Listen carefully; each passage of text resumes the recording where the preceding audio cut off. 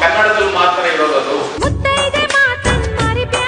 ಬಂದು ಹೋಗುವ 3 ದಿನಗಳ ನಡುವೆ ಬರೀ ಗೊಡವೆ, ತಾಳ್ಮೆ ಸಹನೆ ಹೊಂದಿದ್ದರೆ ನೀನಾಗುವೆ ಪರರ ಪಾಡಿಗೆ ಮೆರೆವ ಒಡವೆ. ಮುತ್ತೈದೆ ಅಂದ್ರೆ ಯಾರು ಮುತ್ತು ಐದುಗಳನ್ನ ತನ್ನ ದೇಹದಲ್ಲಿ ಹೊಂದಿರ್ತಾಳೆ ಅವಳು ಮುತ್ತೈದೆ, ಬದುಕಿನಲ್ಲಿ ಹೊಂದಿರ್ತಾಳೆ ಅವಳು ಮುತ್ತೈದೆ.